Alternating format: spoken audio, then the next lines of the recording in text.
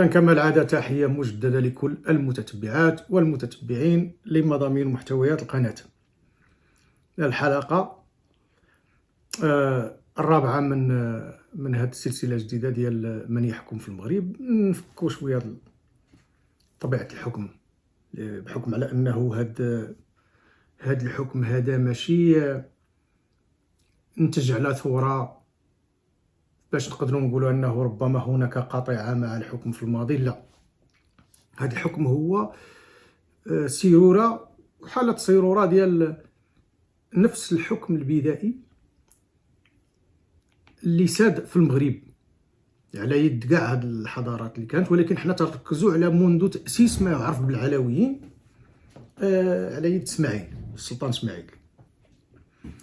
عطيت شويه ديال القراءه شويه في التاريخ ديالهم، ولكن النقطه اللي غنركز عليها هو انها النقطه اللي تتقول بانه هاد الحكم كمنظومه والبنيات ديالو ما طرا عليهم حتى شي تغيير واضح، يعني تغيير اللي ملموس من التأسيس ديالهم من اسماعيل السلطان اسماعيل الى غايه المرحله ديال 1912 فين عاد دخول فرنسا، وتولي فرنسا تسير بشكل مباشر المغرب من خلال ما سمي بمعاهده الحمايه، واللي حنا تنعرفوه هو الاستعمار الفرنسي. اذا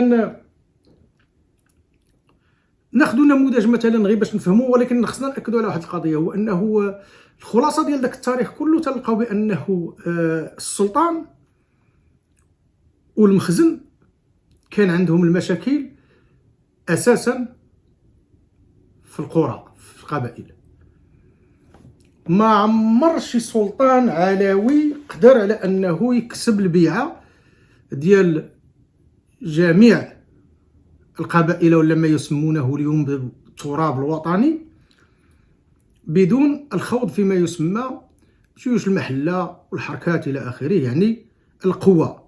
تيمشي تيهز الجيش وتيمشي تيعطيهم قتله العصا وتيفرض عليهم البيعه وتيفرض عليهم الجبيه الى اخره. اذا ملي كان هذا السلطان هذا تيتمكن من قبائل معينه، كيفاش كان تيتصرف باش يبقاو تحت السيطره ديالو؟ بطبيعه الحال هذا الشيء ما عمرو كان غارونتي في ذاك الوقت، لاننا جينا نشوفوا الزمام ديال الامور الحكم ديال ذاك الوقت كانت يعني اقل حجم من السلطويه ومن التحكم والتوتاليتاريا اللي كاينه دابا، بحكم على انه كانت مقاومه ذاك الساعه، كانوا قبائل ما تتعرفوا منين تيخرجوا، حتى الحلفاء تيتقلبوا عليه. ولكن رانا نشوفوا مثلا ناخذوا النموذج الحسن الاول، السلطان الحسن، صوره على ذاك الحكم في الخلال ديال العهد ديال السلطان الحسن. اذا اولا كان عنده جيش رسمي ديالو تحت السلطه ديالو فيه 25,000 جندي، لانه خصنا نعرفوا بانه من قبل كانوا غير الخياله، كانوا الجيوش ديال السلاطين تيكونوا فيهم غير الخياله، حتى الهزيمه ديال الاسلي عاد ولاو نظموه ولاو يديروا المشاة. اذا كان 25,000 جندي بما فيها كانوا تيسموا النوايب اللي هما من القبائل ديال النيبه. ولكن في حاله الا كان شي خطر اللي هو خارجي ولا شي خطر من شي قبائل، يعني خطر اللي هو واضح وبين، كان تيقدر يجمع حتى ل 40,000 ديال المشاة و 40,000 ديال الخياله، مساعدات قبائل اخرى والى اخره. المهمه ديال القياده ديال الجيوش كانت تتعطى لضباط اوروبيين، هذوك تيخلصوهم مزيان باش يقودوا لهم الجيوش ويدربوا الجيوش، بحكم على انهم ما كان عندهم خصاصه في ذاك الجانب. ولكن العلاقه اللي كانت من بين المجندين ومن بين هاد القياد العسكريين كانت علاقه مبنيه اساسا على الكره، ما كانوش تيحملوا القياده هذوك الضباط الاوروبيين. اذا الجيش شنو كان الجيش هو هذا مجندين من القبائل، اغلبيتهم تياخذوا واحد الاجور اللي هي هزيله بزاف، وكانوا معروفه بداك المصطلح ديالنا ديال الزرطه من هذا، كانت معروفه تقريبا كل موسم حصاد في الصيف تيهربوا لهم الجنود، لانهم تيمشيو يخدموا في الصبا وداك الشيء وتيديروا الفلوس اكثر وتيعيشوا اكثر، وما كانش في ذاك الوقت شي عقوبات زعما اللي هي وخيمه ضدهم، لانهم عارفين هما يقدروا يحركوا عليهم العداء ديال القبائل. شنو كيفاش كانت السلطه الاداريه مثلا في المغرب في ذاك الوقت هذا، واللي هو المخزن والممثلين ديال الحكم المركزي في المناطق؟ كان في الاصل، كان في البدايات كانت يعني عدد كبير من الرجال ديال الادارات كانوا هما اصلا منحدرين من القبائل اللي متحالفه مع المخزن، من الاعيان القبائل اللي متحالفه مع المخزن. قبائل الجيش اللي كان اسسوها السعديين وورثها عليهم اسماعيل واستمرت مع العلويين ديال قبائل الجيش. ولكن في هذا الوقت هذا بدات تدخل، يعني من مور هذا الوقت ديال الحسن، وبدات هذا بداو تيدخلوا في الاداره، في التسيير الاداري ورجال هذه الاداره وليدات العائلات البرجوازيه ديال المناطق الحضريه ديال المدن الكبرى اللي هما قاريين، ولاو تيشغلوا الوظائف اللي تتطلب على انه الانسان يكون قاري، ماشي غير يكون جاي من عائله الاعيان مثلا من القبائل الى اخره. ونقولوا مثلا القضاء والدومين الفينونسيي والى اخره بحال هذا. كان انجل اوبان اللي كان مهتم كذلك بهذا كتب بانه السلطه في ذاك الوقت كانت متمركزه بالايادي ديال الاشخاص اللي هما عسكريين ومن اصول قرويه، اللي تربوا وسط القبيله ديالهم.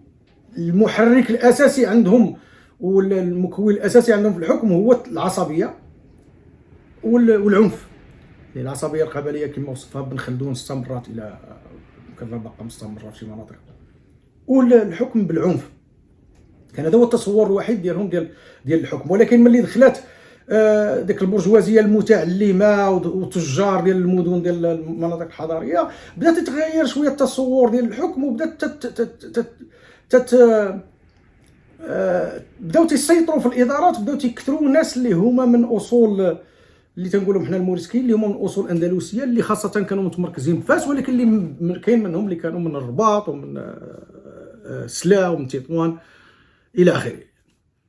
اذا هذا كان مثلا الحكم الاداري اللي تيمثل هذا السلطان والمخزن. أرى نشوفوا السلطان كان عنده جوج ديال المصالح اللي خاصين بالسلطان. هي المصلحه ديال البلاط، كاينه المصلحه ديال الدوله.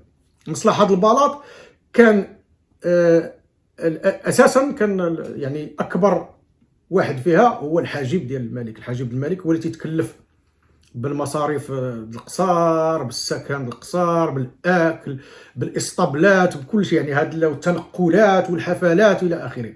كان هذا هو المنصب، هو اقرب واحد للسلطان. الى جانبه تيكون ما يسمى قائد المشوار، يعني اللي تنقولوا تيتكلف بالعلاقات ما بين البلاط والخارج، العلاقات الخارجيه والاستقبالات والتشريفات. وهذا كان كذلك هو اللي تكلف بالقياده ديال الحرس الخاص ديال السلطان، بما فيهم المشاة وبما فيهم الخيانه. هادو ستركتور ديال البلاط. كاينه البنيه ديال الدوله، كان اكبر واهم واحد في الدوله هو اللي كان تيتسمى الصدر الاعظم، نقولوا مثلا وزير الداخليه المقابل وزير الداخليه دابا، لانه كان اختصاصاته اغلبيتها الداخليه، رغم على انهم كان المؤرخين تيقولوا في هذا الوقت ما كانتش هناك خطوط واضحه للمسؤوليات. كان بعض المرات تلقى تضارب واحد وزير في كذا وتتلقاه تيدير الحرب ولا تيدير هذا على اين. هذاك هو الصدر الاعظم، اساسه هو الشؤون الداخليه. كان ما يسمى امين الامناء ولا وزير الماليه، هو اللي كان مكلف بعد البلاط تتصرف عليه من، باش ما ننساش البلاط تتصرف عليه من ما يسمى بيت مال الداخليه، اللي هو اساسا جاي من الضرائب ومن داك الشيء والهدايا اللي تيتفرضوا على القبائل الى اخره. غنوصلوا لهذاك.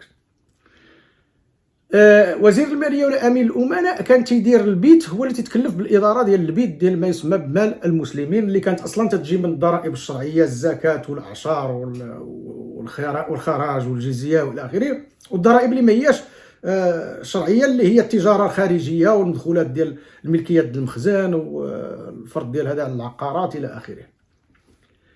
كان ما يسمى المرادف ديال وزير الخارجيه دابا، اللي هو كانوا ديك الساعه يسميوه وزير البحر، لانه العلاقات ديال السلاطين مع الدول الخارجيه خاصه اللي هي ما هياش مسلمه كانت كلها تجي عبر البحر، فكانوا تيسميوه وزير البحر كما تذكر في الكتاب ديال جان ووتربوري.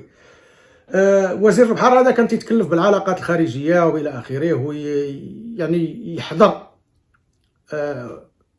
بحال تيكون هو الوسيط ما بين السلطان وما بين دوك الوفود اللي تيجيو من الخارج، وكذلك الاجانب اللي مقيمين بالاماكن اللي تحت السلطه ديال السلطان.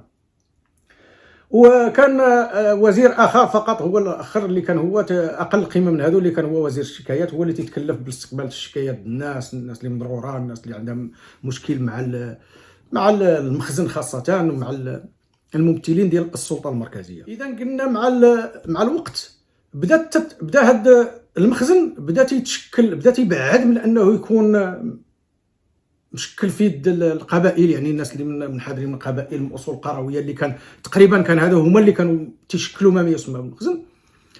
وبدا تيحتضن يعني العائلات كما قلت، هذه العائلات اللي برجوازيه وتتمركز بالمناطق الحضاريه. كان تقسيم قسم 3 حتى 4 حسب المدن المعروفه، يعني نقولوا مراكش، فاس، الرباط، تطوان مثلا، ولا ماشي حتى تطوان، نقولوا مثلا مكناس اللي تعرفوا ان العلويين تيتمركزوا بها. وكان السلطان في هذا الوقت هذا ولا تيعين خليفه في ديك المنطقه وتيحط تحت يده التسيير ديال ديك المنطقه، ولكن كذلك جيش مهم لا باس به تحت اليد الخليفه.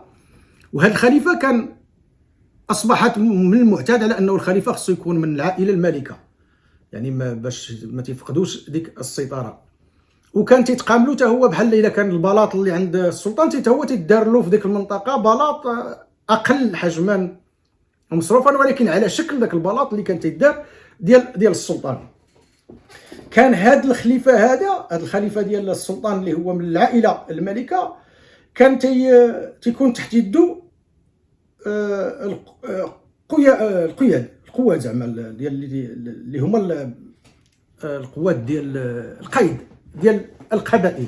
هاد القياد هادو كانوا تيكونوا من ديك القبائل، ولكن كان هو تيخدموا تحت الشورى ديال داك الخليفه، وهو اللي تيكلفهم باش يجمعوا الضرائب يعني الجبايات والضرائب لصالح السلطان، وكذلك باش يجمعوا الهدايا من سكان القبائل، يفرضوا عليهم هدايا غاليه، وداك الشيء 3 حتى 4 المرات في العام تتعطى بحال قربان للسلطان. وما كانوش يتخلصوا هذا القياد. هذا القياد كان عندهم تياخذوا واحد العموله، واحد النسبه من داك الضرائب وداك الشيء اللي تيجمعوا، حتى لدرجه ان بعض المرات كانوا القياد اللي تتقام عليهم بالخساره وما تيبغيوش يخدموها. وهنا كانوا تيوقعوا بزاف ديال المشاكل ما بين باقي كان قبائل اللي تتخرج عاوتاني من الطوع ديال السلطه المركزيه، لانها ما رابحاش منها. في الجنوب كان الامر مختلف شي شويه، لان كانوا قبائل اللي خرجوا على فهمتيني ما تعترفوش بالسلطه المركزيه نهائيا، والثراء ديالهم والغنى ديالهم عندهم الفلوس حتى لدرجه انهم اغنى من السلطان ومن هذا. ونهضروا على الناس اللي من بعد غتلعب دور مهم كبير في هذا الشيء اللي جا اللي غنتكلموا فيه. نتكلموا على القلاوي، على المتوقي، على القندافي مثلا. كانت من جانب اخر كانت السلطه القضائيه كانت متمركزه في يد الناس اللي متعلمين، وكان القاضي تيتعين افي مدى الحياه. وخا يتبدل السلطان داك القاضي تيبقى قاضي بطبيعه الحال. هادشي ما تعنيش على انه كان مستقل ولا هذا، ولكن كان القاضي غالبا ما تيحكم بمفهوم التشريع ولا الشرع، وكان القاضي هو اللي عنده الحق في اصدار الفتوى. فبالتالي كنقولوا ان القضاة كان عندهم هما الوحيدين اللي كانوا تيديروا التشريع، هما اللي بيدهم ديك السلطه التشريعيه. كان الظاهر ما يسمى بالظاهر ديال السلطان كان ما هو الا اجراء اداري وداك الشيء، ولكن كان القاضي هو اللي تيدير التشريع. لكن حنا مع الوقت هاد القضاة القياد باوامر بطبيعه الحال ومساعده من الخليفه، بالتالي بمساعده من السلطان، خداو من القضاة القضايا الجنائيه، فولاو القياد والباشوات وداك الشيء هما اللي تيبتوا الاحكام في القضايا اللي عندها ذات الطابع اجرامي، ذات الطابع الجنايات. فهنا بدات تتقلص الدور ديال القاضي، وبدات القاضي ولا حتى يولي القاضي على انه القاضي حتى هو يعني يسير من طرف هذا المخزن. وغادي نزيدوا بها القدام، عاد غنتكلموا في الحلقه الجايه، نتكلم عاوتاني على الدور في هذه السلطه، في هذا الصراع كله، باش نفهموا شكون اللي تيتصارع على الحكم، باش ملي نعطيو وجهه نظرنا في الاخر نكونوا حنا فاهمين تاريخيا شكون اللي تيدابز على الحكم والوصول للحكم في المغرب، وشكون اللي تيدعم، وشكون اللي تيلعب دور مهم، شكون اللي ما تيلعبش دور مهم، اين جهه اللي تقدر تغير واين جهه اللي ما تقدرش تاثر. نتكلموا على الدور ديال الشرفه والاولياء اللي تيسميهم، لانهم تاهم لعبوا دور مهم بزاف، وكانوا احد القوات اللي تيخاف منهم السلطان واللي تيضرب لهم الف حساب. اذا لحد هنا نتوقف. كما العاده، الحريه لكافه المعتقلات والمعتقلين السياسيين بزنازين هذا النظام اللا شعبي لا وطني لا ديمقراطي، والمجد والخلود لشهدائنا الابرار وللمقاومه الفلسطينيه وشهداء المقاومه الكونيه ضد هذا التوجه الصهيو امبريالي. تحياتي.